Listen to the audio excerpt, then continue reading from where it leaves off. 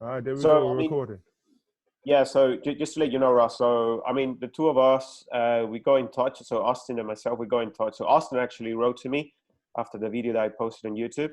And basically, what we want to do today is just to share what happened to us, which it seems to vary from person to person. And then we're just going to share what we have done on either end to kind of get it back slowly. It does get back, but it's kind of like a slow process and you might need to get some things, natural things. But anyway, just to let you know. Hey, real quick, George. Do you want to? Are you sharing your screen because there's some stuff you want to show us, or do you because you could full screen the video or? Um, well, I mean, I don't want to share my screen. I just wanted to share myself. Oh, okay, But, okay, okay. So here, this is what I'll do. I think that I can. Let's go ahead and full screen this. Okay, are we full screen now? yeah, I guess so. But I mean, like I said, I don't know if I'm showing my screen or I'm just showing my You, face. But I wanted to show my yeah, but do you see the full screen? Yep, I I see can't the. see. I can't see myself though. I can just see you. I Oh, guess okay, I'm gonna figure out what to do here. okay, All right, but okay. we'll keep chatting. Go ahead. Yeah, sure. So, do you want to start, Austin, and then I do my part? Like, we describe what happened to us and how we lost our senses. Absolutely. Um, I'm sorry. I'm still fiddling with the screen here. So, I my father-in-law went to Greece about a month ago for the whole month of February.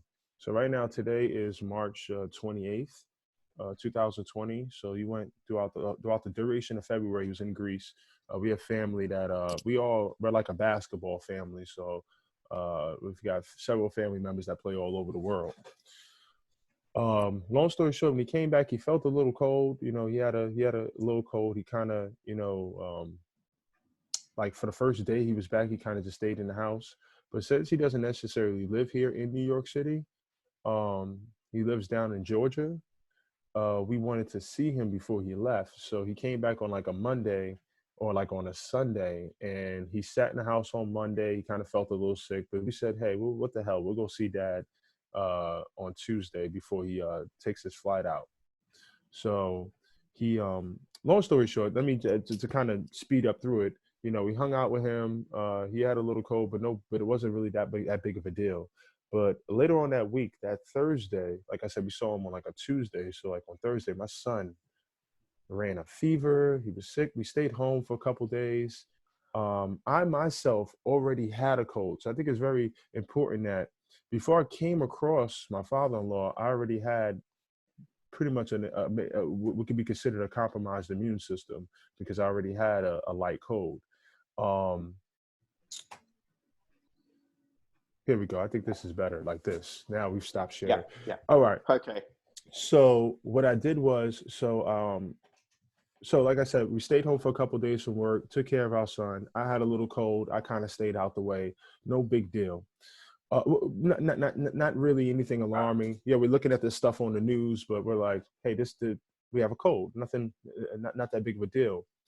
We took my son to the doctor a couple of days later because my son is teething. He's 18 months. They just kind of chopped it up to that. His fever had went down at that point. It was under 100, so they really didn't really look too much into it.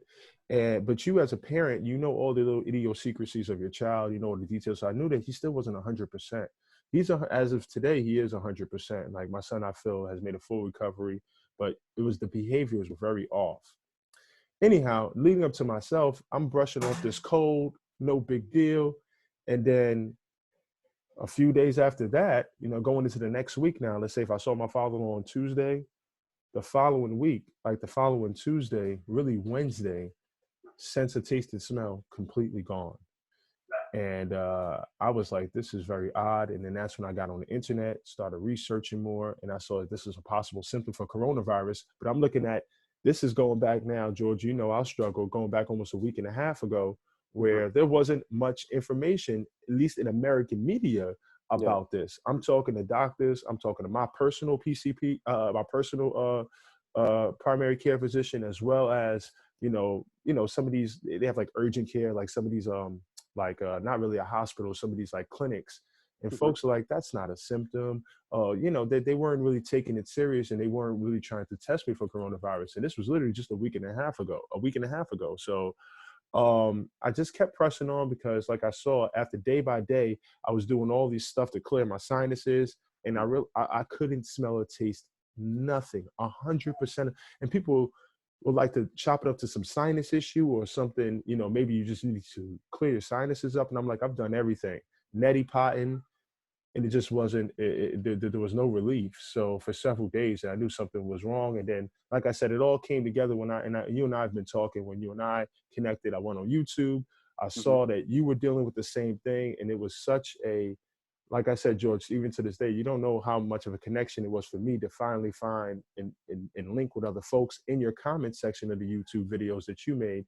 And I commend you for your bravery in coming forward, because folks all around the world are dealing with this, struggling with it, and the doctors, the researchers, all the professionals don't really have answers. They weren't really up to date with all the education with it. So, you know, it was great to finally know that, all right, someone else, you know, hears my cry and can understand, you know, kind of what we're going through here. So now, fast forward to today, the media has caught up, and now it's all over the news. Loss of sense of taste and smell is a symptom of coronavirus. So that's basically my story and how we got to where we are today. And like I've told you before, and I've made some private videos on some of the stuff I've been doing to help medicate myself or help, you know, get through this time and gain our senses back. And my wife is a health coach, so she's been very knowledgeable and assisted me with that.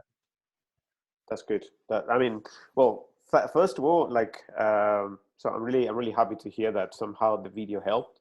Um, and so actually, I made a video after I'd read a piece of news here because, as in your case, I couldn't believe it.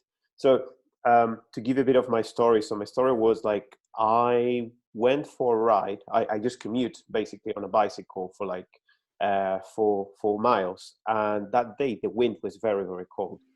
When I came back, I didn't have a shower. I was completely soaked in sweat. I carry on doing stuff at home, but I didn't turn on the heating. So I felt very weak the day after. But I actually didn't kind of care. I just went, well, you know, yeah, okay, it's a cold. Nothing's happening. Okay, I'm just going to get over it. It's fine. It's fine. It's fine. So what happened was like 48 hours right after that, I lost both smell and taste. Mm. Now, so the thing is with me, taste. So there were two things when these happen. It almost happened coincidentally when the pollination of the, well, I don't know if you call it pollination, but there is this big Pollination. tree. Yeah, that's Yeah. I think in London, in England, you call it the London plate. But Okay. the actual plate, the tree is like is the Platanus occidentalis, orientalis, like a massive tree. Yes, Okay. yes. I remember you showing me the you sent Yeah. me the picture of all that. And yeah, we have pollen. Like I said, this time period, and this is, you know, even around the world, but especially in America right now, it's allergy season, it's flu Yeah. season. Same So just here. Yeah. about everybody who has a sniff and a cold falls under this umbrella Yes. of coronavirus, because all the symptoms are very overlap. So Yeah. it's causing a lot of confusion. That's why they're really being very stringent on who they test, because Exactly. yeah, Exactly. I mean, at least in your case, you are lucky because you actually managed to get tested. yeah, Here, unless you're like almost like dying, they're not gonna, you know, do a test on you because the yeah, test that they're doing here in Spain, so I'm based in Spain, Ross, in Barcelona. They take longer than the yeah. actual, you know. So because of that, I was like, well, you know, it's just part of the allergy. But what I couldn't really understand is why I couldn't taste anything. So even though I was trying like very salty things, very sweet things, it was like almost like nothing. And then Mhm. was smell. I was like, well, I'm eating anything, and whatever I eat, it just tastes like, well, I actually can't taste anything. So okay, so what happened was I started giving a couple of days, and the taste actually came back slowly. Okay, I started like managed to taste like sweet things, savory things, bitterness. So it was good. The smell, however, it wasn't actually back to me until I would say like 2 days ago. So in a way, I can say that it's pretty much the same situation as what you described. I think this is just pure assumption, okay, Yeah. just hypothesis. But I think the virus, what it does is like it just looks at your weakest point on that specific time when it reaches you, right? So Hmm. if your let's say your immunology system is low on this part of your body, then it's going to tag that and it's going to take advantage of that. It's going to get on that part. So if us that we might have some sinus problem or this pollination really affect us, like I think is kind of that we, well, yeah, like it is like that. But how can I say, like, we shouldn't be scared, like, and it is hard for us to determine, well, yeah, it's going to be, is that an allergy or is that the coronavirus? I think it's like they just kind of juxtapose themselves, they just mix Yeah. together, okay? And because of that, we just don't really know how to behave. And obviously doctors, since they don't have any proof to it, they just tell Yeah. you, oh, it's just allergy, don't worry. The thing that's been so, it's been so crazy is that they haven't really had a, and I don't want to sit here and say I don't blame them, but because it's so new, this is the first Yeah, time we encountered something where they don't really have a formal treatment plan for you. They don't exactly. really have good information and an education that makes you feel secured as a patient that you're going to be okay. Yeah. Like I said, I mean, I know you've been seeing that they've been treating people in the hospital with just straight vitamin C in New York Mhm. City hospitals. They've been giving them Mhm. thousands and thousands of grams of milligrams of vitamin C intravenously in their arms. So it's like they've already resulted to just the basics. Yeah, And even if you are tested in coronavirus positive here in the United States, they're just going to tell you to stay home and isolate yourself. They don't have anything to give you. So that's not giving folks enough confidence, and that's where the fear is raising. yeah, exactly. So, I mean, I think like what you did is pretty much what I did. So we started like trying testing like things that we know that they somehow have helped us in the past, like dealing with cold, dealing with like cleaning, part of our nostrils and all the lung and everything. And I Hmm. think in your case, since your wife is a health coach, she also managed to give you some extra help and some extra ingredients and different roots and whatnot to help you out. In my case, I was just like, well, I just know a couple of things and I'm going to try that. Right. Yeah. Um, so I I don't know mean, if that I helps. mean, where you started at with the lemon and ginger is the key to it. Is definitely a Yeah. core Yeah. component. Yeah. Yeah. So, I mean, Ross, so just to let you know, so like the first thing that I tried, and I think Austin, you as well, was ginger, like raw ginger, a lemon. So what I did is I took in the food processor and I just, in the beginning, I was just like kind of grinding the ginger, but then I discovered that with the food processor, I managed to actually get more oils and more nutrients from the ginger, as well as yeah, no worries, as well as from the lemon. So it's very, very strong and it's very intense. So because of that, what I do, I mix it with honey. Now, I also mix it with boiled water, okay? Because they keep saying these over and over again, like because the virus doesn't really handle well hot temperatures, we should drink a lot of hot water. So what I'm doing is I'm mixing that. In that way, you can also melt a little bit the honey, so it dissolves in the water, and then I just do a shot. But the shot is like, I mean, I can show the mug. It's like something like this. I mean, it goes over and over and over. And because it's so powerful, it's so intense, I normally can refill it and I will still carry on drinking it. Um, This is with the lemon and ginger, or yeah, the yeah, ginger yeah, yeah, shots? yeah, yeah. You said you can't feel it. You can't feel that burn of the citrus, or No, yeah, yeah, I can, but okay, but that's the thing. So when I started drinking it the first time, the only thing I could feel was the burn in my throat, yes. but I couldn't feel, for example, yeah, I couldn't smell it. I mean, I Oh could, yeah, yeah. You it's can like, just. This is really important. What we're getting at here. I'm gonna put my earpiece back in sure. because I wanted to know kind of. I gotta wait for this mic to switch over. Okay, yeah, All right. you're back. The the how do you, and this is specifically, I've made some other videos, how are you enjoying, well, you kind of always had your taste, but even for you, Ross, how do you enjoy food at this time? And the only way that I've been able to enjoy food is through really paying attention to those sensations. You can still feel everything. And I know it sounds kind of corny, but Hmm. I've been really taking my time to enjoy all the different sensations that food gives your tongue and gives you know, as you're chewing and eating through it, because I can't actually taste it. So I'm pairing the feelings with memories, and it's like a psychological game I'm playing on myself just to try to Yeah, enjoy my meals now, because it's was nothing. But you know, I am recovering a bit, so it's getting better. yeah, Yeah, yeah. that's what I So did for several days.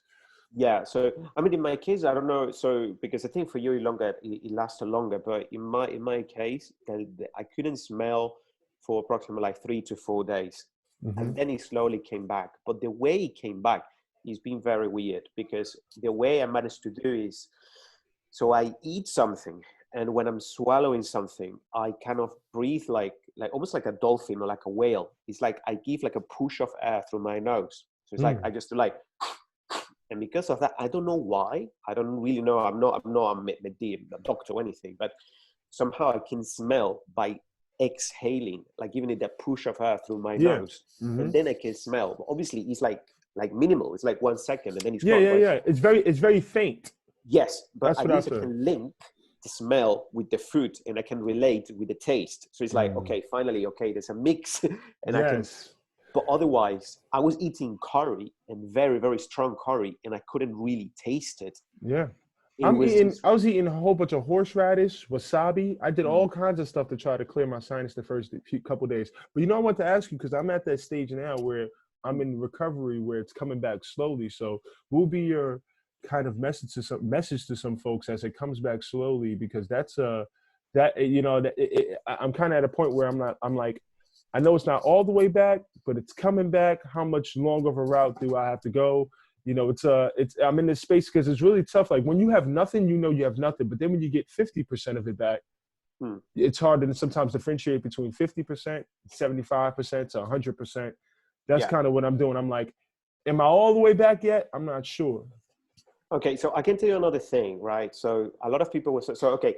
Another thing that made me doubt, so because I didn't tell my whole full story of how I got it. So I still think that I have the virus, but because we're so young and I'm very sporty and I do a lot of sports, I just had, so the day right after, like I said, like I got a cold, I had like a bit of a headache, and I started having running nose. So the running nose have been with me for pretty much over 10 days. Okay, Hmm. so bear in mind, I started feeling like this on the 10th of March. So it's been with me all this time. And it was until today, yesterday, and today that finally it's not running. I mean, as a matter of fact, I've got a box of tissues right here, Yeah, yeah, just in yeah. case it starts blowing. I got Running, mine. sorry. Yeah. So, but here's the thing.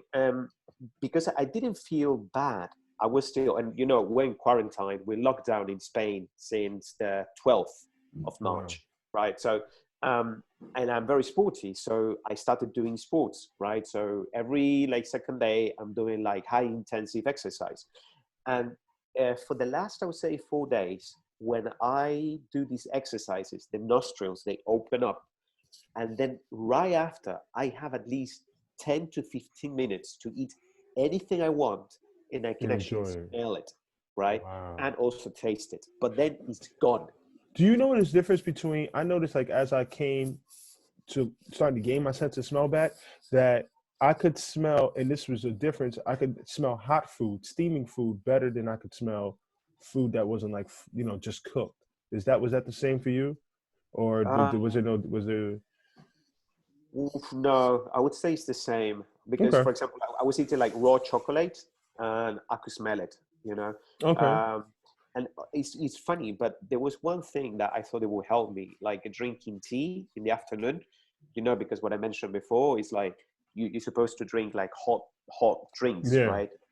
But it wasn't actually helping me. And even now, if I drink like hot tea, it doesn't really help me. It's almost like it blocks me, and it kind of like yeah, it's like the taste of it disappears. I don't really know why. Mm, If I mm, take the ginger, lemon, and honey, or ginger, lemon, or just lemon, it's fine. But mm, just the tea. So, or I presume when I say tea is like, so I think the Chinese tea, okay, not the mm-hmm. typical English tea with milk. But I presume that even if you mix it with like, if you take the normal English tea with milk, I presume, but that's in my case, it wouldn't help me. But Yeah, once again, I think it really changes from person to person. Okay, the fact that it affects me doesn't mean it's going to affect you, or to you. absolutely. You know, it's different. Well, that's why we're doing this here, because I think that with you sharing your experience and ideas and things that you've done, and myself and Ross and other folks, something's going to work for someone out there. You know, I Yeah, think that, yeah. or a combination of some of these things. Um, I also noticed, I don't know if you noticed this, that my sense of smell. So I do a lot of juicing, and I do a lot of stuff right in the morning in the very beginning. I noticed that my sense of smell and taste was better, or as it got better, as it started to come back, was better during the daytime than it lingered on towards the end of the day. I started feeling like, man, am I going backwards? I feel like I'm losing it again. Yeah, Is that same. similar for you? Okay. Yes, yes, yes. Same. Exactly the same. Yeah, yeah, Yeah, yeah. So yeah, it's yeah. definitely something about the daytime and the day air, as opposed Yes. to, and then, as you're kind of open throughout the day, then maybe towards the end of the day you start to. Yeah. Yeah. I mean, so I think, like I said, I kind of bring this back to what I mentioned in the beginning, because obviously I've been trying to finally, in all my life, I've been reading about the allergy of pollen. Right. In the past, I wasn't really allergic to this, so I've been trying to match different patterns. And once again, when I think this virus is like, it doesn't really want to kill you, because at the end, it wants to survive, but it tries to hijack part of of your body and places that are very weak, and that he can just kind of grab and gets to it, right? And so, for example, right now is the pollen season, right? It's the allergy season. So I was reading that the pollen, it gets very, very high in the evening. So from 7 p.m. onwards, that's when it gets bad, and then it's really, really good between I think it's 8 a.m. until 1 p.m. Right? Like that's like the good time when, for us, like people, or well, for people in general who suffer from this pollen, is a good time for breathing. So I presume that's when we wake up. Obviously, the pollen is not there in the air, and then we can breathe a little bit better. Also, if it rains, um, Yeah, is that washes the pollen out, so that exactly, clears the air. Yeah. exactly. So, I mean, there's so many variables that we need to think, that might affect us, or might help us. And I Yeah. think, is but one thing that I've noticed is that definitely the help of drinking these mixes that we're doing. And Absolutely. obviously, Yeah. if I mean, I just described what I drink, but yours is a little bit more complex. So if you want to share it with Russ, or with Yeah. me. The hey, and I might want my wife, because my wife can at least provide the terms and because my wife. So just a quick background. My wife has a bachelor's in biology. Went on to culinary school and got her culinary degree, and then went to the Institute of Integrative Nutrition to get her health coaching degree. So she's combined in all the health and nutrition and knowledge that Mm. she has, along with the biology, and she's really. And then we started a health coaching business that she Oh, cool. runs now, and she Mm, works with clients and stuff in constant. So she's very well in tune with these products and things mm. that we've been doing, and as well as just the body overall, so she can speak to some of this stuff a little bit better. But I will absolutely run through some of these products. Hey babe, can you come? Would you mind coming? I'm coming over and speaking to some of this stuff, if you have anything extra to give. But yeah, I'll so same thing with you. We juice every morning, lots of lemon, lots of ginger. I think if she leaves my son, he might start bugging out, but all right. But then once again, this is something I've been doing. You can't. This is a mason jar, but this is shaga mushroom extract. It comes in powdered form, and it's just amazing for the immune system, and for so many different things. And all these things are things that you can take, daily. This is like your daily supplements and stuff like that that you should be doing to build your immune system anyway, whether Mhm. healthy or sick. But shaga mushroom extract. stuff that you could probably find in a health food store or online. Some of the stuff you might have to get online. Yeah. This as well. This is Irish sea moss. This is in a gel form. It's a sea moss. Okay. It comes in a gel. This is already gelled. So sea moss doesn't naturally look like this. Sea moss naturally looks like this. But sea moss is also really good for killing infections in your respiratory system. This is what we all have. Coronavirus is just another type of upper respiratory infection. This virus comes into your system via your eyes, nose, and mouth, Yeah. and it attacks predominantly your respiratory system. This is why you lose, by folks having trouble breathing.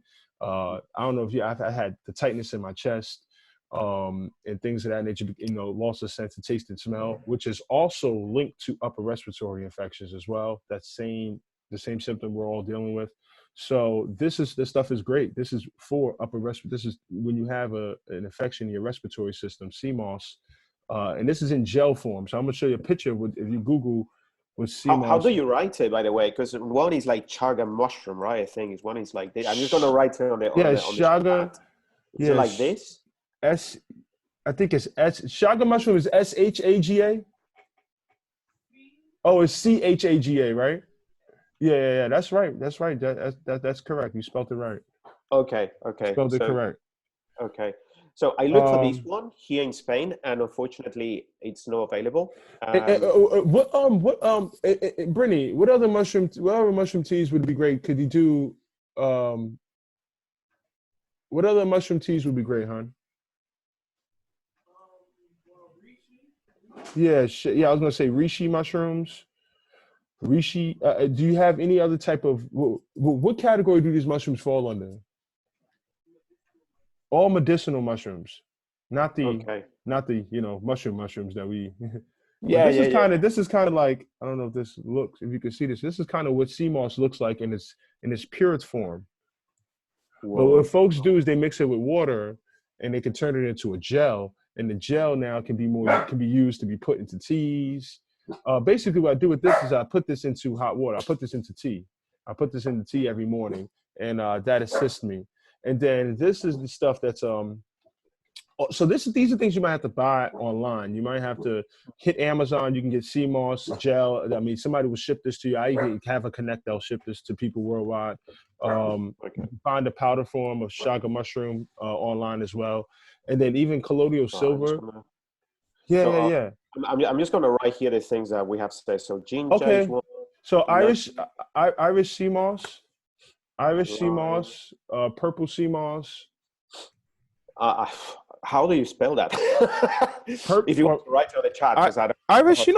Irish sea moss is SEA. Man, I'll put it in the chat too. I can chat in the chat room. Yeah. So at least we have like a list of things. Irish sea moss.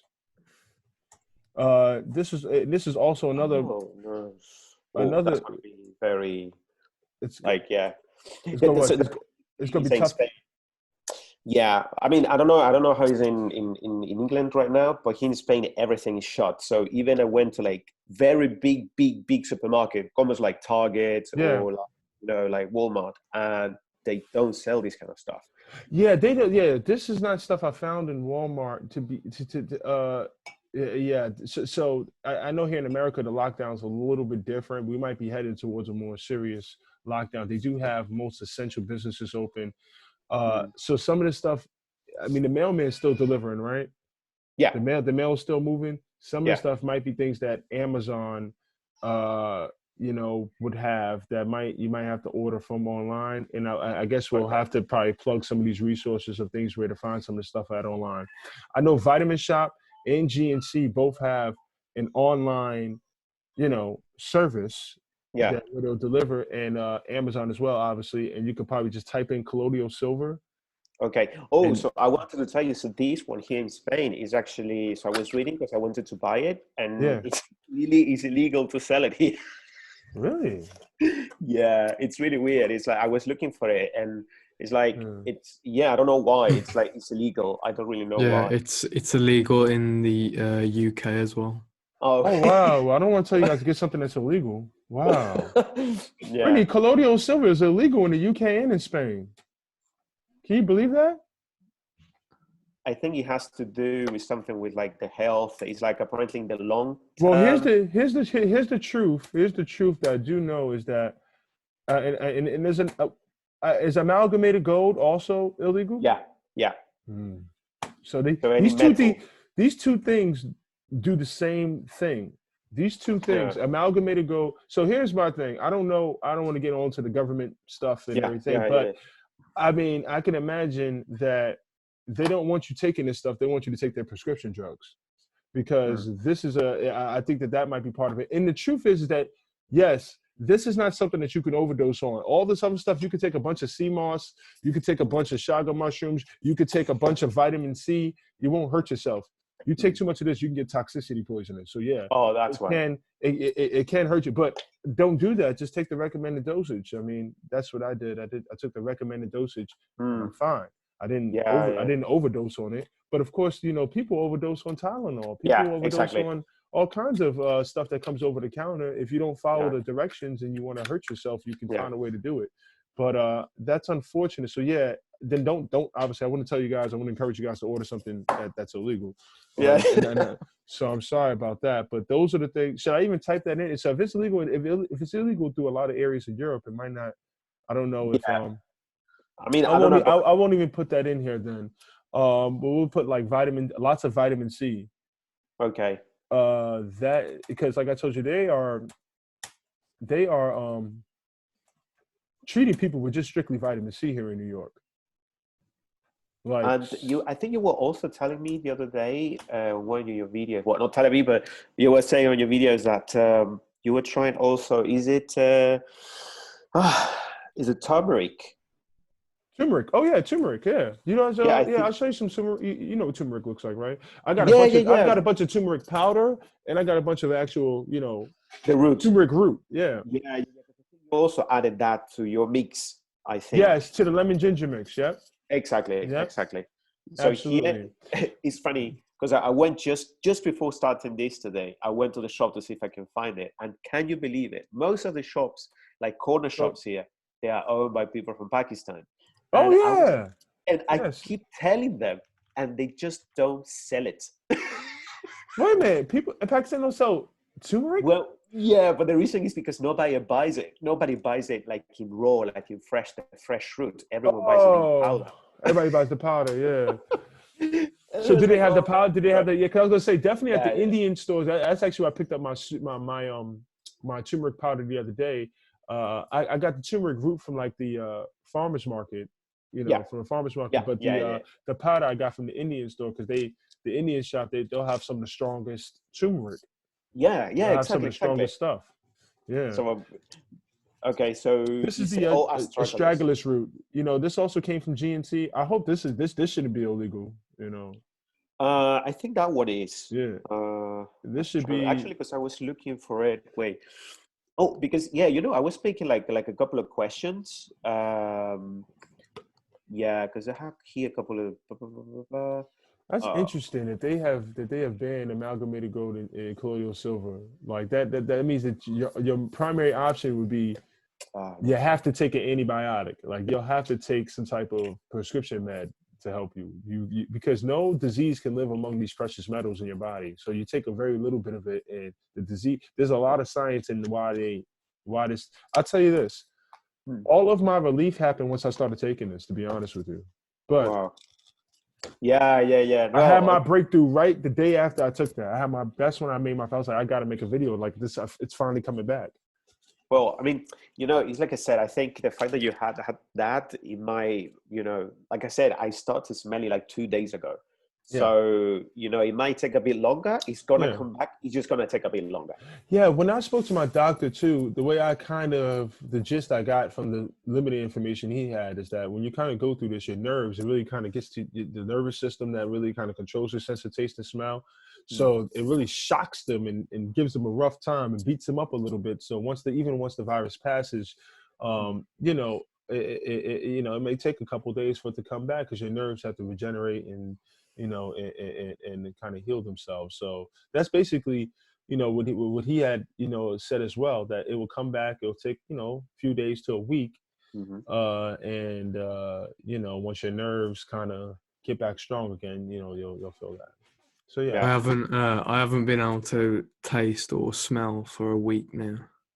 And So yeah, have you? Yeah, and sorry, Ross, have you tried any of the things that we have said so far, or not really? no, I didn't really know what to do. Like, just family members that I've asked, they've just sort of said to me, just wait for it to naturally come back. Okay. But I didn't really know what to take. Like, I tried eating like garlic and stuff, but none of that stuff worked. Okay. I mean, Hmm. try ginger and lemon and the honey mix. It's very strong. Like, and if you Mhm. cannot really taste anything, it's actually gonna do you good. Yeah. And I mean, like I said, I don't know in the UK right now what is open and what not. But I think in the UK there is GNC, right? I think. Yeah, like there's still a lot of supermarkets open and stuff. So Okay. Okay. So perhaps you can find the chaga mushroom and the straggler's root, as well as the Irish sea moss and the purple sea moss, and see if that mm, helps you. But as the first thing that you could try is just the basic, which is ginger, which is everywhere, and lemon. yeah, The other thing I do too, and this might be good for you too, George. Well, George, you said Yeah. your sense of smell and taste is coming back, so you're on the right Slowly, track. slowly, it's coming But there. I save, like, basically I juice every morning, so I save all my orange peels and all my lemon peels, Ah, cool. and I keep Okay. them, right, and then I go ahead and I'll put them in the hot water. I'll boil some water and let them seep in hot water, let all that citrus get drawn into the hot water, and then I'll breathe that in. I'll constantly, and that kind of opens me up, getting all that citrus air in my system. And can you smell I'll, it? oh yeah, oh yeah. Yeah. Yeah. That's what I'm saying. Like, that kind of opens up a little bit. And what I also did to really make it stronger, and this is a little extra special thing, is I added some. I don't know if you guys use essential oils, the Yeah. peppermint essential oil, peppermint, and what's the other one, Brittany? Obviously, Brittany, eucalyptus Yes, essential I oil. have it. That opens you up. That Yeah. opens you up. That didn't help me. Put the So, put. Oh yeah, yeah. so listen to my story. So yes, like I know, like all these oils, they're really good. And in the past, before this, they normally used to help me, like eucalyptus, like herbal oils. But this time, I used eucalyptus oil and I put some drops in boiling water just to get the steam because I knew it would clear me up. And what happened was, like, the running nose was even worse. It got so bad. I don't really know if it was like a consequence or everything got mixed, but Hmm. to the point that I say, you know what, I'm not going to use eucalyptus oil again. But usually these oils, they help you to, as you said, to clear you and to make you breathe. And, so I was surprised. I was like, why is it going on with me? Like, instead of Yeah. helping me, it's actually making me worse. It was really bad. One thing I kind of am also piecing together, and once again, we're not doctors, we're just piecing Yeah, together this stuff, is exactly. that so there might be something good in that potentially, because what you're getting is you're getting a lot of that mucus out. So what I notice is that as I'm doing certain stuff to break up this mucus, I'm also spitting up lots of phlegm and blowing That's my true. nose and getting a lot of that mucus out of me. And even to this day, I'm still getting some mucus up out of me. And I Hmm. feel like there's a good thing to that. So I've kind of been just, it may not, look pretty, but you Well, do have to, you have to break up some of this stuff, and get hmm. some of that mucus out of you. Oh, one question. So you said you had mucus and phlegm. Do you still have that? A little bit, a little bit. I'm still kind of, yeah, a little bit, Okay. yeah, Okay. yeah. And But is it here's the like, thing: it's not out of my nose. Like the dry nose piece. What I was gonna mention to you before is that those first couple of days that I tried to do a lot of sinus clearing through the neti pot, through breathing in, the lemon citrus air and essential oils and stuff. I was able to kind of at least stop the runny nose oh, and everything. I was okay. able to kind of stop the runny nose and everything. Mhm. Um, what was the question you asked? I'm sorry. No, like, so I wanted to ask you if your phlegm and your Yeah. mucus. Yeah. So now the phlegm and mucus, that's what I was getting at, is coming just, from the mouth, from my chest, me kind of coughing out, not really out of the Okay. nose anymore. Okay. And another question, is it like, I know it might sound like very disgusting, but I'm trying to see if there's any like Hmm. similarities with you and me. is it like, does it look infected? Meaning, is it like dark, or is it just clean, like almost like water, or is it like dark Yeah. yellow, brownish? Yeah. So I didn't know that there was a difference in like the color tint to your Mhm. phlegm and how, Yeah. but yeah, mine's is dark. It's not light and everything. Mine's is Okay. darker, yellowish, greenish. You know, Yeah, it's, mine's dark as well. yeah. I didn't know that was a key to knowing that there was infection. Thank you for teaching Yeah. me something new. Yeah. So I mean, basically, I didn't know this. Like I've been learning this now. But so basically, the clearer it is, the less infection it is. Right? It's just Mm. mucus. So that's why, for example, on a normal Monday, or sorry, when it's cold, right, and you're out there and you're just like, oh yeah, I've got like running nose, and just get like mucus, but the mucus is actually just almost like water, right? It's Mm. clear. But if you have an infection, it first is green, and from green it starts to get like brownish, and then it's Mm-hmm. dark brown. Then it's get very thick, Yeah. and then like apparently that's like the peak of the infection. So from there Ah, it gets two ways. It actually starts getting back into green, and from green it gets back to clear, or then it wow. just get worse, which is just like when your car like gets pneumonia and stuff. So if, for example, Ross, in your case, it would be good to, if you could try what Austin just said, the herbal oils, to make you cough out all that phlegm that you might have stuck in your lungs, because that may actually not be good, because like I said, this virus, it seems to attack when you like your low defenses and your low points. And I think this could be one. So yeah, that's like one thing. Like garlic, that's awesome, but also try these herbal oils.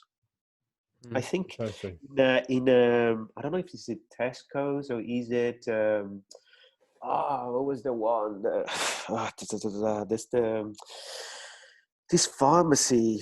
The one is like crap. I used to live so many years in London, and now I can't remember the name of the shop. But there's an oil that you could get. Let me see if I can find the link. And this is what my girlfriend used to use. eBay, Amazon. Well, yeah, you can try this one on Amazon. How to get this? I'm just gonna share it on here. Yeah, that's the one. So basically, that oil is called Olbas oil, but it's like a mix of different oils. So it's eucalyptus. There's also another type of oils, and all you need to do is just like boil water and just add some drops. But you can also do that with what Austin suggested, which I've never done, and I think that's a really good idea, of getting the peels of the lemons, so you actually reuse that. Yeah. I just throw them away. That's a really cool tip, man. Thank you. Yeah. Yeah. Yeah. Yeah. But That's the question: so, how frequent do you do this during the day? Because I wanted to know. yeah, that's a good. So I'm gonna answer the question. Then I kind of want to, because some of the stuff we're still figuring out. Yeah. Do I, as I'm recovering, continue to keep up the same consistency? That's where I'm actually finding some struggle with now. As I get better, to stay consistent with it and not let my foot off the gas, because I've got 75% of my smell and taste back. I got to continue to keep going. So typically what I was doing the first few days is I was desperate, looking, it was at least twice a day. So because most of the stuff I take, vitamin C, vitamin D, astragalus root, this is all like a twice daily kind of thing, And like I said on my video, even with the colloidal silver, even though I know you guys can use it as a twice daily kind of thing. Okay. So and I even put on my video that, most of the stuff, not the colloidal silver, but most of the stuff you can take even more than the recommended dosage, because the dosage that it's telling you on the actual bottle, it's for you to take every day when you're not sick. These dosages are just for folk. You have to think about it. You're supposed to take vitamin C, vitamin D, B12 and stuff like that every day. And the dosage on here is not for a sick person. It's for a person that's healthy, who's just trying to stay healthy. But when you are sick, it's okay to not overdose, but to take more than recommended dosage of this stuff, of the vitamins, because and of the supplements. So I was taking basically about roughly a couple like basically these are 500 milligram capsules. Yeah. These are also I think this is 5,000 IU. This is vitamin D, but whatever. Hmm. I'm taking about 4 pills a day. 2 in the morning, Okay. two at night. Same thing to straggle this root. 2 in the morning, 2 at night. Okay. Predominantly juicing, in the morning and saving Hmm. some juice for later. So it was Okay. twice daily, doing some in the morning, doing some at night. Because like I told you, at night and the evening, I would feel the sensory kind of wear off, and I was like, oh, I gotta take more. Yeah. Yeah. Okay. Okay. And do you do anything like a midday? As in, do you repeat, like you just keep drinking the juices, or like midday? Do you do anything special? Because you say in the morning and the evening. What about midday? Throughout the midday, yeah, I wouldn't say I do anything special except for trying to exercise. Like you said, I've been doing some Hmm. push-ups and some yoga Hmm. with my wife. Um, because I can't taste anything, even though this is typically a murky little drink. I'll drink some of this stuff and just have a cup of this stuff. Um, nothing else particular. Midday for me, a lot of the juicing and stuff was taking place. My morning is midday, 10 o'clock, 11 Okay. o'clock. I'm taking care of. I'm doing a lot of this stuff because all of us are all kind of working from home now at this point. A lot of people aren't Yeah. working in the Yeah. environment, so I'm not juicing at 8 in the morning. I'm juicing maybe at 10. Okay. And then later on in the afternoon, in the evening, going past 6, 7 o'clock, I might go ahead. So yeah, in the middle part of the day, not doing anything except for the simple basics, maybe some exercise. Um, Okay. yeah. Okay. I don't know, Ross. Do you have any question, or do you want to share anything? Um, I sort of want to know, how often do you Hmm. have the mix of the ginger and lemon? Is it just once a day? Mm, Oh yeah, Austin, you're I welcome. would I would recommend and just like George said, I would recommend. I'm sorry. I would recommend taking that maybe 2 or 3 times a day. Especially if you don't have like access to some of this other stuff. You can't overdose on lemon and ginger. Yeah. If you have a juicer, Ross, definitely juicing that down to a shot. 'Cause I know probably just eating ginger raw and eating lemon raw could be Mm, can kind of suck. I, yeah. I I mean I get it. So if you can juice that and get you a lemon ginger shot, that'll be great. And I'll do that a few times a day. There's not, especially if you're doing like a shot of it a few times. I mean, I'll eat Mm. ginger a few times a day. Yeah, definitely more than once. You Yeah. got to get this into your system. Like I said, they are overloading on the vitamin C with folks that are in the hospital. They are much further into the infection than we are, but they're giving them thousands and thousands of milligrams of the stuff because you know, Yeah. so. So yeah, the same, Ross. So for example, in my case, I'm taking it like almost, I would say, 4 times a day, if no more. So normally I wake up around 6:30. So because I'm working from home, I start around 8:30. Around 10, I'll make another mix. For lunch, I have another one. Like mid-afternoon, I'm having another one, and then before going to bed, I have another one. Um, so basically, what happens is, because what I told you before, the mix is very, very, like Austin said, it's like a shot. So it's so concentrate, like it's so intense in flavor that pretty much you can make like almost brew 2 mixes out of one mix. So it pretty much lasts a whole morning just drinking the same. Obviously, the first one is more intense and the second one is less, but whatever. So another thing that I do, that because what Austin mentioned about the ginger is, so I'm not doing this anymore, but in the beginning I was trying to mix, or I was trying to eat dishes with raw ginger, or mixing the raw ginger with whatever I was eating. So for example, I was cooking like chicken. So let's say chicken with some spices, whatever. But then I Mhm. would have what's the name? Sweet potato, right? And then the sweet potato, I will make like a mash of it. So like a mashed sweet potato, and Yeah. then I will mix it with ginger. So what happened with that is like because right now we can't really taste much.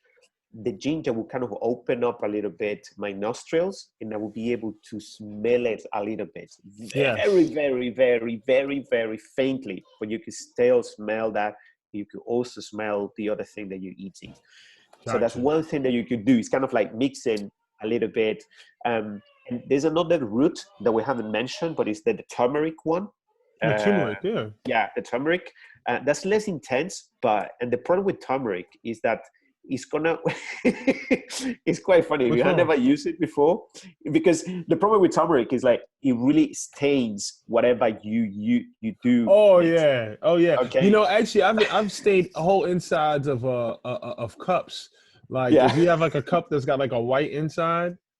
And my wife makes during the winter, she makes turmeric milk, and that's when Oh. you want, it's basically like an alternative to hot chocolate. You know, Oh. it's a Okay. warm, like honey milk turmeric hot drink, and it's great.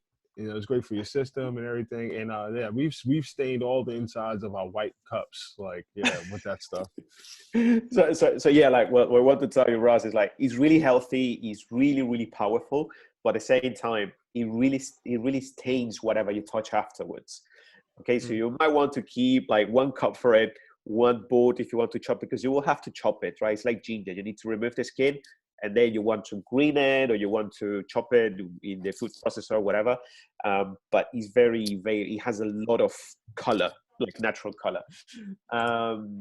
But yeah, that's another one that you could mix in this mix that we're telling you with ginger and lemon. If you also find turmeric and you make like 3 of those, that's like a really powerful combination. And honestly, you can drink that as many times as you want during the day. There's no overdose of that. It has a lot of what is it name? It's not antibiotic, it's Antioxidants. Yes. Antioxidants. Thank Yeah. you. Yeah, thank you. So, it's really, really healthy.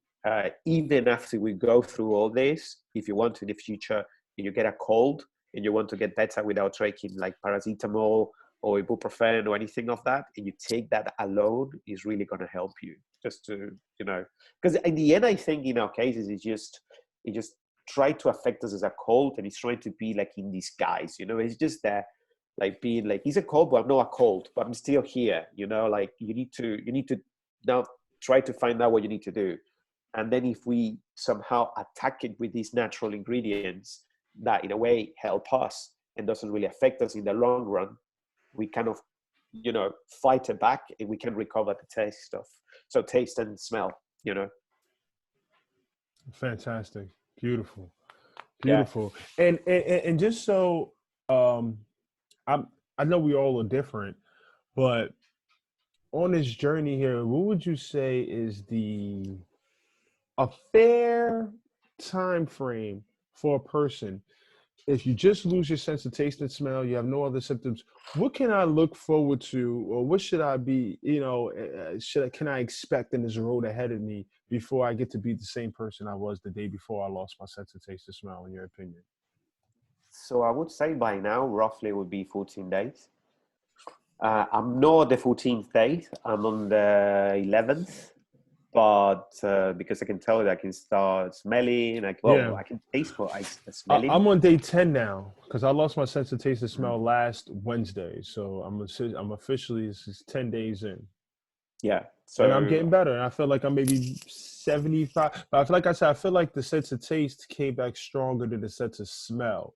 I feel like my sense of smell is as strong as my sense of taste. But yeah, so it does take a bit longer, and it was the same for me. It's like I said, first it was taste, and it was like, okay, this is sweet, this is salty, this is pizza, whatever, and then started slowly. I was getting smell, but it's very, very slow, and I think we just need to be patient and just keep working and drinking and taking whatever is helping. Do you think it's come back quicker for you guys because you've like been taking things to like fight it? I do believe so. We're not, medical professionals, Ross, but I wanted to say when I first found George, there were folks in the comment section that were saying this has been going on for 6 weeks for them. And I'm like, I can't deal with this for 6 weeks. Some folks, I even saw a doctor with Mount Sinai. I'll even, if you want me to post that link, he was talking, Mount Sinai's right here in New York. He said that from the research and things that he's seen, it might even be months for some people, that from pulling from some of the data from South Korea. So that's kind of like the reason why I asked that question, is that I think that what we're talking about is really important. And if you want to have a faster recovery, you're going to have to kind of treat yourself daily with Mm-hmm. some of this stuff. And this is not, this is my guess. At the very least, lemon, ginger, honey, Mm-hmm. really taking turmeric, vitamin C. I mean, this stuff is all proven.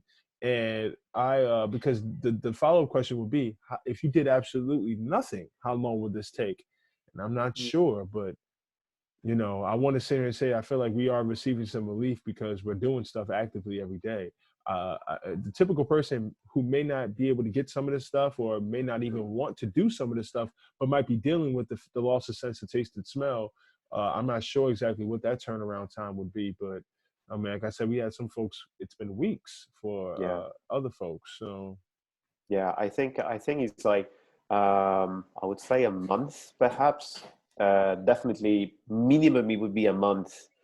yeah. But also this person, like, I mean, in our case, like one of the very, very first things I started doing when, as soon as I realized that in Barcelona there were all these people getting, like contracting the virus, was started drinking hot water. Okay, that was the very first thing, without anything, hot water, and hot water with lemon and so on. Then when I got this, it was like, okay, I need to start making a mix of ginger, honey, lemon, and hot water. But no, everyone is like that. I mean, I've heard people that still drinking cold water, even though it is proven that this virus seems to behave better in cold environment rather than hot, right? So it's like a bit of trying to attack with what we know is already being proven, uh, to work against the virus or somehow keeping it away from us. Another thing is like, for example, in the case of Austin and myself, we're both, correct me if I'm wrong, Austin, we're very sporty. So we do a lot of Mhm. sports. So even though we Yeah, I play lost, basketball every, yeah, 2-3 times a week. So yeah. yeah. So that's another thing, like you keep your body and your metabolism like running, like you keep, so yeah, all your immunology is like used to being in constant movement, Mhm. eating healthy as well. So in your case, Austin, you told me that you're almost like you're vegetarian, right? I think. Yeah, yeah, definitely Yeah. vegetarian. Mm. We'll say 80%, 90% vegan. We don't Okay. eat no meat, absolutely none whatsoever. Okay. The only thing that we do incorporate still is some grass-fed butter. So it's still Okay. butter and maybe some cheeses here and there. So I use some of the Yeah. Yeah. I this mean, and in my case, Ross, it's just I like eat the meat, limit but to not that. my. This is about as much dairy as I get in my system. Some of Mm. my Irish butter here, my Kerry Yeah. Gold, so Yeah. I have that, and I might have some cheese here and there, but mostly everything else. There's no meat at all. Yeah, we've been cut meat out a couple Okay. of years ago. Okay. So yeah, I But mean, in my I know case, that's a very big leap for a lot of people, So I yeah. wouldn't. I know that. I mean, like I said, I eat meat, but not like not that often. Like perhaps like once every 2 weeks. And the eat I mean would be like normally chicken or turkey. But the same is like once every 2 weeks, once every Hmm. week. I mean, it's not. Yeah. But because I also realize that when I eat like more veggies, I feel like lighter. Hmm. And because I normally go like I do enduro motorbike, so like Okay. off-road motorbike. So you need to be like very agile, very powerful, very flexible all the time. And when I was eating meat, I felt very heavy, very bulky. So with veggies, or mixing a lot of veggies with meat, it was much much better than just simply meat and potatoes, for example. Like that was like that. Once again, and back to your question, I would say minimum a month. And Yeah. once again, we're not doctor, but minimum a month. And that all is affected by your age and pre-existing Yeah, conditions and things of that nature. exactly. So Yeah. the scary thing that's really tough, I think, at this point for a lot of people is that if you go to your doctor, they don't really have, a nice package solution for you that makes you feel Hmm. confident. And that's what's tough, where you go to your doctor and they're basically guinea pigging and trying things out. Like I don't Yeah. really know what the hydrochloroquine is, the research on that and how it's been. They said that for some patients has been very successful. I Mm. just seems so odd to give somebody who has what we have, this upper respiratory infection, scenario, put, coronavirus, and give them malaria medication, or even in South Korea, they're treating folks with AIDS medication, because Hmm. they're trying to help with their immune system. I don't know. I'm not a medical professional, but I just feel like those are experimental treatment plans that you're trying to see what will work. And Yeah. it's kind of scary where when your doctor is not really 100% sure that it will work. It's kind of Hmm. like we're going to try this out. It's you tell me how you feel. If you don't mind me asking, how old are you guys? I'm 38. I'm 38. 31. Okay, I'm 21, so it's Beautiful. like I didn't think it would uh I didn't think it would last this long. Like it's been like 8 days, 7 days now, but Mm. yeah, I'm just hoping it'll come back because like it sucks not being able to eat food. It Uh, will, man. It will. It will. Yeah, yeah. Hey, do you have any other? Because what I experienced, I did have something in my chest. Do you feel any tightness in your chest? Anything else like Yeah. going on in your Yeah. midsection here? You do. Yeah. All right. Because the way I kind of explained it, you tell me if you feel this. I said this is what I feel. You know how when you do a sit up and you come up Yeah. halfway and you feel that right there? Yeah. That's what I felt. Mhm. I felt like Yes. there was something similar to that. Yes. Same with you too, George. Yeah. So what I noticed is that since when my sense of taste and smell started coming back, that pressure relieved itself. Yes. And now, because I feel like that pressure relieved itself, that was the indication to me. I felt like I was going in the right direction. I was going towards the direction of coming back to myself. So Ross, you still have that tightness in your chest there, I assume, right? Yeah, it's sort of like reduced a bit. I had a lot of symptoms to be honest, but those have started to like go away. Like my headache and my aches have started to go away. Yeah. And like the only thing have now is just I still have my cough and obviously the lack of smell and taste. That's about it though. Like, I lost everything else. That's good, and I Oh. think that was kind of like the same thing with me. I felt like the body aches, the cold-like symptoms passed first, and then it was another couple that you're probably right there, Ross. I'm pretty sure if we check in with you within Hmm. 72 hours, you're going to start to feel some relief. I hope Yeah. and pray for it because that's what happened. My cold-like symptoms passed, Hmm. my Hmm. chest felt better, and then I felt the senses coming back. Yeah. Yeah. Yeah. Exactly. I agree with you, Austin. I think that is going to be. But yeah, I also had the same symptoms: the chest, then kind of like a bit of headache, but then they started fading away, going away, and then everything started coming back. And I was like, whoa, yay! I'm also Yeah, almost there. yeah. The hot food, like burning, putting some onions, garlic in a Mm. pan, letting that simmer. Like I was able to smell that first. Is that me? Brittany, can you cut that? Oh, that's I mean, it's for example, something I've never tried in the past is I onion. Like, opened up the refrigerator door to take out the butter and forgot to close the door. So the refrigerator's like, "Hey, close me back." yeah. So I was telling Ross that one of the things, because you mentioned garlic and onion. So in the past, I would never put raw onion in salads, and now because I couldn't taste anything, I started putting raw onion in salads, and I know that's a really, really good one to fight back with the phlegm and all the infection in your chest. So, I mean, I think if you can add a lot of all these raw roots and veggies that normally people tell you, but you always hate it and even eaten or tried it, I think right now is a good time to start taking them, and even into the future, because I think it's been proven that perhaps this is going to come back in the future again.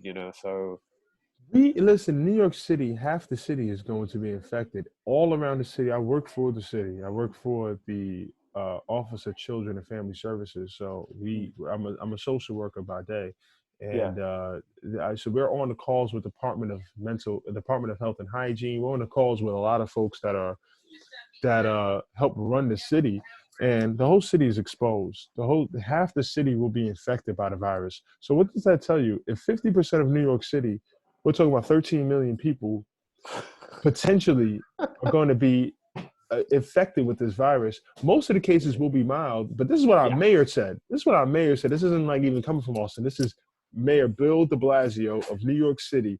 He said half the city is going to get infected. The entire city is exposed. We've got over like 35, 40,000 cases in the city right now confirmed. There's a line around the corner of folks that are waiting to get tested, and there's an even longer line of folks that can't even get tested that have it. A lot of folks have this thing, and just when you think about it, you said this thing is definitely going to be around in the future. It'll be around next year. Half the city's going to get it this year. The other half will get it next year. The whole city, more than likely, within the next few years, are going to be. I mean, these people are in your homes. These folks are in the community. You're going to pass by. You're going to touch. It's going to. I mean, especially with the New York City public transit system, that's why this thing spread like that. Do you have any idea? Somebody wants to jump in right now. Do you have any idea how many folks are touching the handles and sneezing in these closed capsule train spaces? And that, it's coronavirus is having a field day in New York City right now.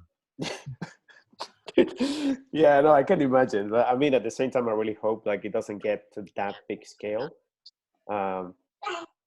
Hey, somebody jumped in. Hello, can you hear us? Good. What are you waiting for? Hello. Oh. Hey, how are you? Oh. Okay. I think okay. I think the baby just hit the link. It happens sometimes. Yeah, so I guess the problem here, at least in Spain, is because the population, like a big proportion of the population, they're very old. So in my case, it's me who needs to be more worried about going out and infect the people outside, knowing that they are elderly people, than myself. Because in my case, I know that it's going to be like a cold, and that's it. And if it's a young person or a person within our age range, it's going to be fine. I mean, most cases it's going to be like our case, and then it's just going to move on. Few cases, because yes, it has been said that, there was a case, for example, here in Spain, there was a kid, there was actually a guy, a 21-year-old guy, who said, this guy died of coronavirus. The problem is the press make it believe that the guy was at 21 years old. Well, what say is that this young guy, he had probably a lot of problems. Yeah, he had leukemia. Yeah. So I mean, you can't really, it's. There's this like 32-year-old teacher from Brooklyn that just died of coronavirus, and they kept putting that out, and she had all kinds. And you know what they said? You have to really look at the terms they used. They said she died from complications related to coronavirus, something like that. But basically, then she already had a bunch of pre-existing conditions, and then this person wants to jump back in the room. Are we letting this person who had a baby in? Yeah. Hello. Oh, hello. It's still connecting. So yeah, I mean, Ross, like one thing that I wanted to point out is that I think one thing that this sickness has shown us is how important I'm looking like moving forward is going to be how we feed ourselves, the kind of things that we eat, because we might need to be careful of the thing. Oh, sorry, can you hear us? Yes, I can. Yeah, and the person who just joined. Yeah, can you hear me? That is a new person. That's not Ross. Yeah, we can hear you. What's your name? Cool. What's your name? Tell us where you're from, sir. Hey, man, I'm Jonathan. I'm from Phoenix. Beautiful. Hi, Jonathan. Beautiful. Hey, John, did you want to, just tell us a little bit, I guess maybe about, your story and how you, I guess, why you jumped in the chat here. I assume that you're dealing with the same thing. Yeah, I'm trying to see how my video can come up, but I guess I'll have to go to my settings though. Yeah, it's like a share video or thing, but it's all right. So no big deal. No big deal. Okay. Yeah, it's no big deal. As long as you can see and hear us. I mean, we would love to see you too, but there's like usually you might have a camera. There's a camera somewhere in the Zoom where you'll click on it's usually in the bottom left-hand screen right next to the mute button. You should see like a start video, a little camera button. Yeah, and it's red right now. It's not letting me. Okay. But it's okay though. Yeah, no problem. So I would say about so I'm thinking my symptoms began probably last Thursday, maybe I'm thinking. So I woke up one day. I wasn't feeling well. I went to work. Got to work. Once I got to work, something was in my stomach wasn't feeling right. I just couldn't go out through the day. I think I made about 3 hours at work, and I just had to go home. Got home, started feeling the chills. Maybe started running fever. Not too high though. Nothing alarming to where I had to go to the hospital or anything. Took some Theraflu, laid down, went to work the next day. Was fine.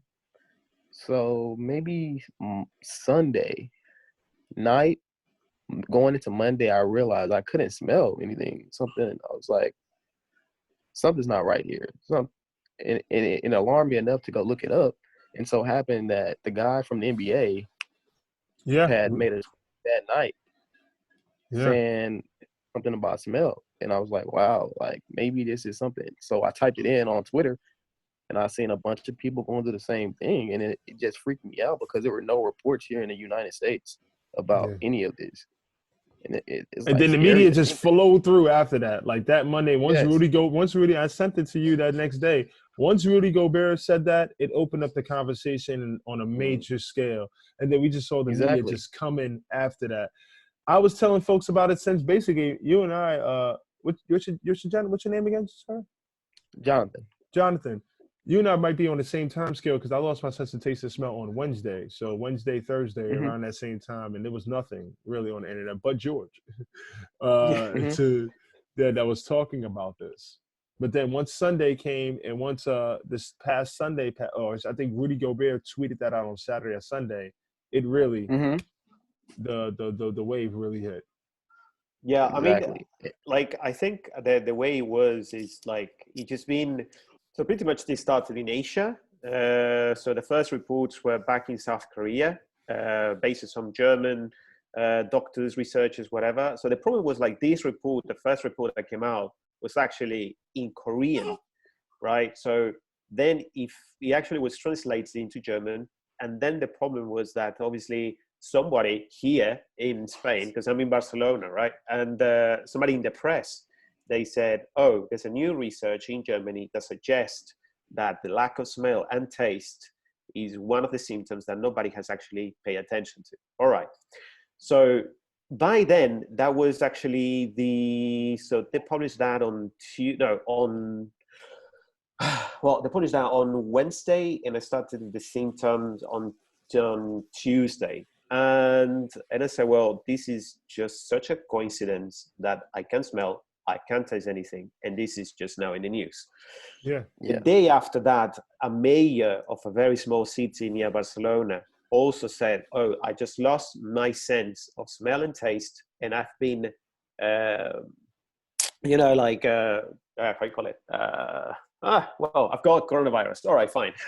So I said, oh shit. Okay, so this is really bad. So yeah, but the problem was that obviously I didn't feel like I was like dying, like I remember Yeah. like I was doing everything. I was exercising.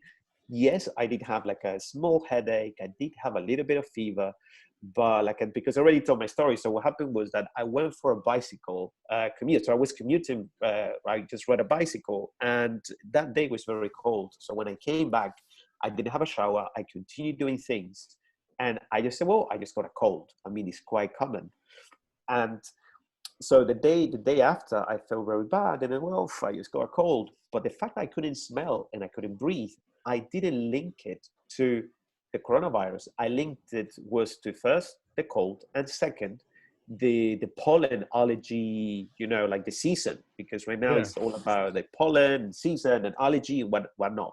Yeah. So I said, well, it is what it is. It's just a combination of two things. So why should I be worried? And well, so what happened is, yeah. So right after there was these news in the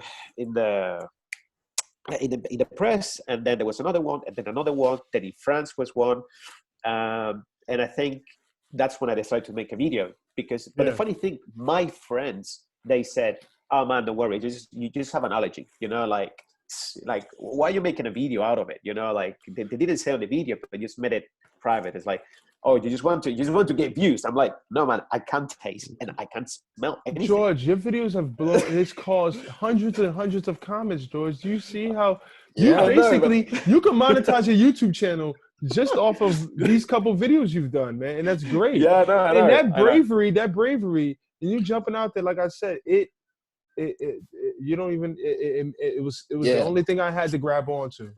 It was the only thing I had to grab onto. No, no worries, guys. So, I mean, okay, moving forward now, Jonathan. So, I mean, because we've been already pretty much like almost like an hour talking, if not longer, you know. So, I mean, if you go to the chat, I don't know if you can see the chat, right? But we share like the kind of things that we've been taking, okay? Like, but this is like a common thing that both Austin and myself will be taking and has helped us. And one is like making like a shot of so ginger, lemon, and if you have turmeric, It doesn't as well. say anything. You're doing the same. Oh, that's great, man. I mean, if you're doing that's great. So you know, you take that as many times as you can. And Ross, so Ross is from the UK, so he just almost like 10 minutes ago he asked us, so how long do you think this might, you know, you think you're gonna have this, you know, and you're gonna actually get it back? So what we say is like normally like 14 days, okay, 14 days or like 2 weeks, okay. If you're doing a lot of this stuff active, like if you're active, yeah, like it's just gonna be. I don't have the I don't have the things in the chat. It's not popping up for me. I was gonna say, yeah, you can't see the chat. I don't know if it. Yeah, it's not. Oh. Well, what I'll do here, this is what I'm gonna do. I think I can copy the whole chat, and I might be able to send it to you. You know, just send it to you personally here. Let me see if you get this chat here. If you get this part of the chat, you're on you're the iPhone, right? So let's see. Yeah. Did you get that? Yeah, I just got that. Yeah, okay. I got that. Okay, so that's what we've been. That's what's in the chat to everyone. Maybe all the stuff that we wrote before you joined, you can't see. I don't know. I'll try to. Yeah, what I'll go ahead and do is I'm gonna go ahead and repost it again in the big chat. Just basically doubled up on everything. Yeah. That way, if anybody else that comes in, they can see it. Yeah. So. Yeah. Go ahead, George. No, please, go. Well, I'm basically. I mean, yeah, I'm basically done. I think we were able to. I'm done with my end. I don't think I have anything else new to add to the conversation. Yeah. I guess, I mean, so in that case, what I just want to kind of explain to Jonathan, because he joined us like just recently, is like, so the things that we have done and how pretty much we have, let's say, follow this treatment, if you want to say, even though none of us here is a doctor, none of us here, everything is just being on pure like assumption and, you know, like kind of like trying to see what works. And so far it has worked. So, I mean, in the morning, so I take these more than 4 times, like 4 or 5 times a day. So what I do is I make like a mix of ginger, lemon, honey, and turmeric, if you find it. So everything needs to be fresh.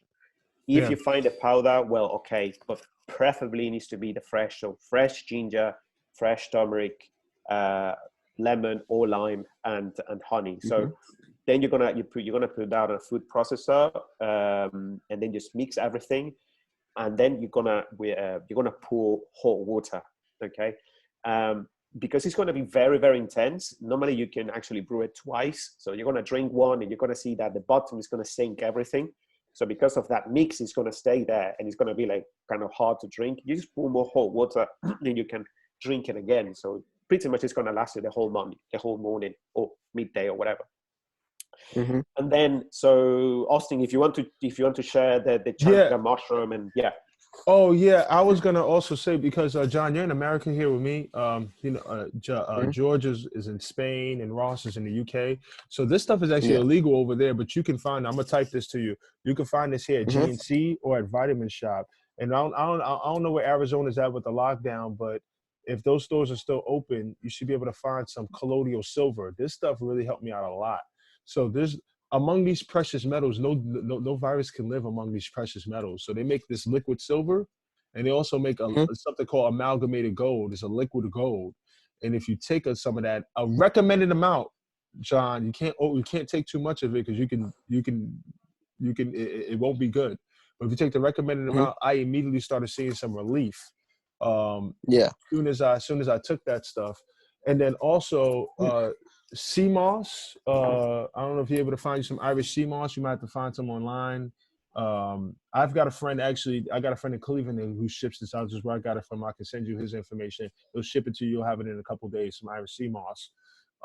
Okay. Is shaga mushroom extract. So this comes in a powder form. Shaga mushroom extract, shiitake mushroom extract. You go into like a health food store. You have to go to like a health food store for it.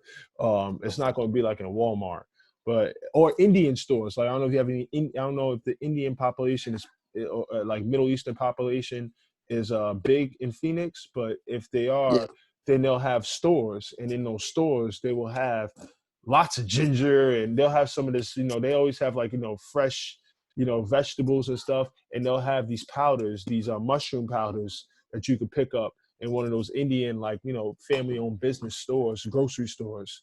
And you'll mix that in with some water, and you'll have that. And those are all really good for the immune system and for killing, infections and stuff in your respiratory tract.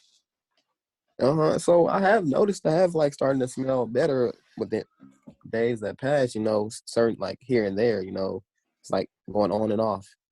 Yeah. Like a switch, Same thing with me, going in and out. And I was confused. I'm like, am I getting better? Am I getting worse? But I think that's a part of the healing process. Your immune system and the virus are having a fight. And then you'll see sometimes your immune system is winning, then the virus, tries to get an edge, and then your immune system comes back and punches it in the face. And that's pretty much how it is. That's true. Yeah, that's how Let it me is. ask you a question. Yeah. Since people really don't know, how do you think this is really spread, and how contagious do you think it is? And how... George, you ready to jump on? I actually, but George, you go. I don't want to talk too much.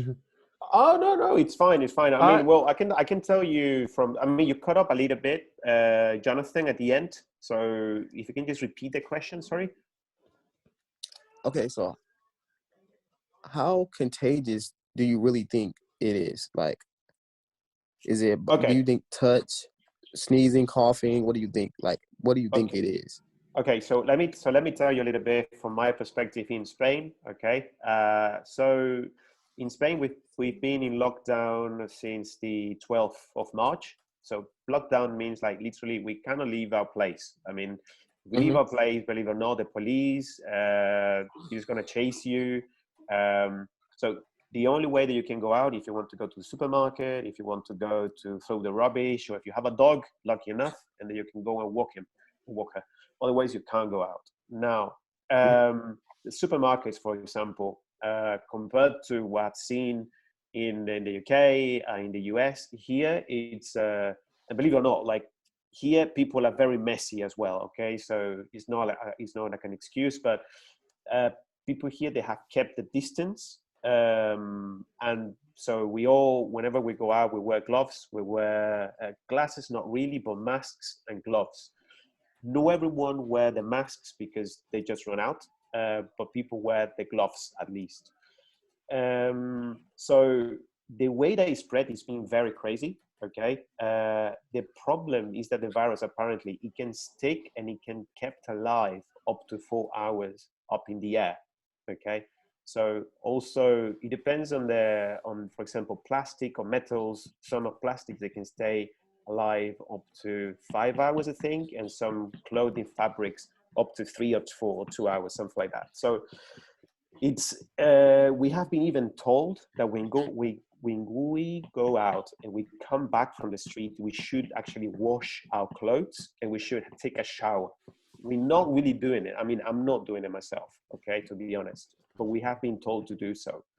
The rate so far, the country still hasn't reached peak, as in the number of infections or viral contractions, but it can be spread very, very easily. And mainly it's not because people who actually take care, but it's because of people who just do not take care. So you're going to have someone, for example, which is going to be covering themselves and is going to be wearing gloves and goggles and everything. but then you're going to have like a whole family, or you're going to have an old person that is going out without wearing anything, not covering themselves, coughing, not covering the mouth when they cough. So yes, it actually very, very easily spreadable. Now, here's the thing. The problem is not the young population. And that I think that that is the biggest mistake that most of the governments have done around the world. Is like, the problem is not the age where, you know, if you're less than 50, or sorry, less than 62, as far as I'm correct, you are fine. Okay. The worst thing that can happen is you're going to have like, you're going to get like a really bad cold. But that's it. In few exceptions, yes, you might get like very bad and you need to go to the hospital. But we're talking like 1 out of over, I think it's 2 or 250 cases. So it's not that bad. Now, here's the problem. If you live surrounded by old people, elderly people in your neighborhood, that people are very, very exposed. And the problem is like these people, because they don't really take care of themselves, and they just don't want to wear anything, they're very reluctant to believe on anything. They just spread the virus even more easily than we do. So in this case, as I see here in Spain, the young people, that the position, the stand that the young people has taken is, we stay at home because we are potentially more, let's say, we are more Carriers. prone. Yeah, like exactly. We're like a virus, okay? Like that's pretty much what it is. It's like if we go out, we can just like pass the virus to the old people. That's it. So we just kind of stay indoors. But yeah, the whole country is indoors, basically. I'm gonna thank you, George, and I'm gonna just kind of piggyback off that. All the statistics and everything you gave, 100% true. So what I would say is this as well, is that if you, and I'm not, once again, this is my guess, but if you stay, it's all, you can control the environment that you kind of live within. Like honestly, if I get on the train, which not many people are doing in New York City, surprisingly, I can't really control that environment, but I can kind of control the environment within my household, within my car, and then knowing that I'm carrying the virus, I always wear a mask. If I were to go out, if I needed to go out for to get food and stuff like that, I'm always wearing masks and gloves anyway. And I was doing it before I even started receiving symptoms. But down to the nitty gritty about the infectiousness, this is my guess. I am not a nasty person, but yet there's millions of people in New York who are. I'm not sneezing into my hands and touching stuff and grabbing doorknobs without washing my hands first. I'm not just coughing and sneezing into the air, without a care in the world about the people that live in my household. So what I'm doing to protect myself as well as folks that live with me is I'm making sure that, every time I cough or sneeze, I wash my hands. I hit it with some hand sanitizer. I'm being cleanly. I'm using tissue. I'm making sure that I'm not like touching something after I sneezed in my. So I think that if you take some of those precautions, you can kind of limit your germs and your germ spreading a bit. And that's kind of some of the precautions I've been taking, because for instance, my son, I got to take him to his sitter still, and his sitter's like almost in her 60s. So I was very concerned about making sure that our communication, our interactions were limited, and that I just took certain precautions. But even if, like I said, for this past week, I've kind of stayed home a lot, but I've just tried to take those precautions. I'm not being nasty when I'm in the community, sneezing, coughing, and touching stuff. Even though I've limited a lot of my interaction and going into the community, when it is absolutely necessary, I cover my mouth, I cover my hands, and I try to be as quick as possible. Yeah, I mean, eventually it will get to I don't know what the situation right now in you're in Austin, right? He's in No, I'm in Phoenix, Arizona. Oh, Phoenix. Sorry, in Phoenix. I don't know how is the situation down there, but I mean, eventually we'll get to you. But it's because all the flights. I mean, people, there's a lot of transfer from people from here to there. That's the way it got to Europe. I mean, and in your case, guys, you got like two fronts. You've got the people coming from the West Coast and the people who come from the East Coast, as in people coming from Europe into the East Coast, people coming from Asia from the West Coast. Yeah. So it's 80%. A lot of our goods. I mean, John would know this. I mean, you lift up anything, it's made in China here in America. So Yes. everywhere. it was but so Yeah, then I was before it got here because I mean, all the goods and everything and all the international travel. Everything. And I work at the airport, so. Oh, yeah. Okay, so I can guys, tell you. I need to go, so I'm Yeah. just gonna say Thanks, bye. Ross. But Have a great one. yeah, thanks for helping me and stuff.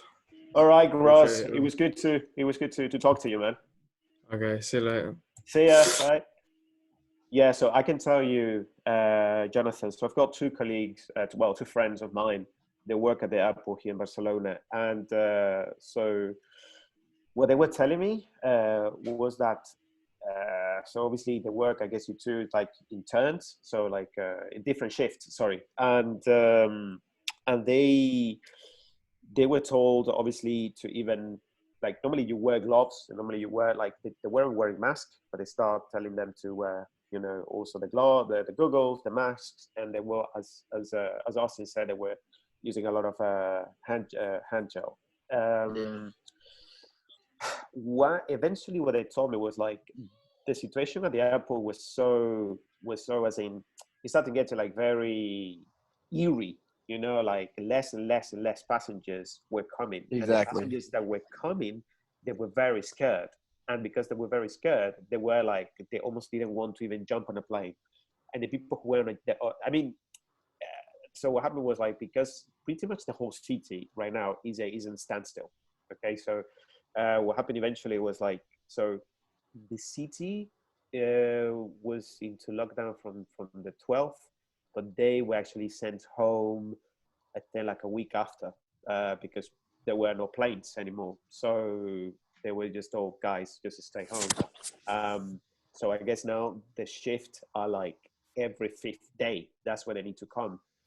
So at least they don't lose their job. So every fifth day they're going to the airport and they're just working the shift. And, they just do what they need to do. But as far as I know, they didn't really have like any extra protection. It's not like they were wearing like a full body gear or anything. It's just normal gloves, mask, and a lot of hand gel. That's it. Exactly. Same for me too. And you could just see the number of passengers going down day by day, day by day. It's completely empty now. It's insane. Yeah, I mean, it's I think the problem is like that's how the virus got spread. It's just the planes. I mean, there's like all these passengers coming and going, a lot of travel. And there's another thing that people don't normally mention is like, so here in Spain, they were saying like the number of infections were around the official one, the number that the government doesn't want to say is around 500,000. The official numbers are around 60,000. But the actual number apparently is about 500,000. Why they don't want to say this is because everyone is asymptomatic, right? It's like you do carry the virus, but you don't have any symptoms. And if you have the symptoms, they're very mild. So I think that's actually what is going to happen pretty much everywhere. Yes. But you know what? It's crazy. Tell and John, you're going to understand it because you're living in our government, right? George was just telling me yesterday. Everything is all about the numbers are definitely much higher than what they are. All the numbers we're seeing on CNN yes, sir. are all confirmed cases with people that have positive tests. There's a line of folks who are waiting to be tested, and they're still building testing centers literally right now, day by day, to test people, filter them through the process, and actually get tests. And then there's many, many more people who are asymptomatic, who aren't even thinking of getting tested, who are carrying the virus. You add that up, the numbers are double, triple, quadruple than what they are. Yes. But specifically, John, you're going to fill me on this one. George was telling me that Spain received a bunch of tests from China, and they were all faulty, and they sent it back. And the first thing I thought of was this: with as many people that are like just so eager to get tested here in the United States, and the fear is so high, I don't trust that our government would have been that honest with the people and told them, hey, we've got to ship all these hundreds of thousands of tests back to China because they're faulty, I think we would have used those tests anyway and just made up stuff. I don't know. But America would not have said, hey, can you imagine right now, John, you will feel me, right now, with the present state of where our government is and society is right now in America, and how the fear and how many people are wanting to get tested. If Trump came on and said, hey, we received 100,000 tests from China, we got to ship it back to China because they're all faulty. It'll be another few weeks before anybody can get a test. People would Yeah. we would use that 100,000. We would use those. We'll be like, hey, let's use it. Let's just see what it comes out. I believe that. See what happens. State is much different. Yeah, you know what I mean? I mean, so here the joke was that because obviously some people were given the test, so there was like a meme, and the meme said, okay, so COVID-19 test, and he said positive. You've got a daughter. You know, like, it was just crazy, man. Yeah. You know, so it's at least we try to make fun, but here once again, tell me. I'm really scared for when when other people realize, because when I lost my smell, it's not something that you don't really go outside every day and sniff the air. You don't really try to sniff everything. It's not something that you really notice until you notice it. And exactly. It's going to be really scary when a lot of people see you. Like that was the part that hit me. And I don't know if you saw, John, the Red Table Talk that Jada Pinkett Smith and Will Smith did with that girl.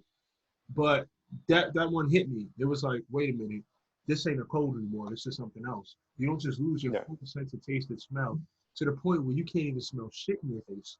Yeah, exactly. That's exactly what I told my bosses that too, because the first thing they told me was sinus infection off the jump. I was like, no way. It's no way. This is a sinus infection. Exactly. I mean, the problem is like no doctors around the world really know too much about this because, like I said, the research was done by some people some time ago. The research was in different language, then from that language to another that language that is not so widely known and spoken. So, you know, it's kind of like, and once again, like we said before, nobody really has like any actual cure. Like, I mean, come on, everyone is just talking about a vaccine, but if it's so like some mild, because I consider this to be like mild symptoms, right, of coronavirus, and but they don't even have like a solution to this. I mean, we just discussed here today. This is just like natural, you know, remedies that you can take, and honestly, eventually you will see that they will help you. But I mean, obviously, it's not going to be like a shot that in 5 hours you're going to be cured and you're going to get the smell and taste back.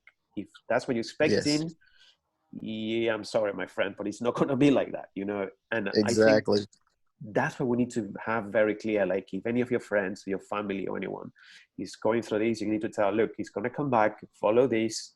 Eventually, it's going to come back, but just don't freak out. You know, you're not going to die, and you will get it back. But in the meantime, it's like this. That's it. Yeah. But yeah, the fact that and do you guys, sorry. No. Do you guys think that is that we're gonna have any other symptoms besides these? That you think it's? I think this is just. I think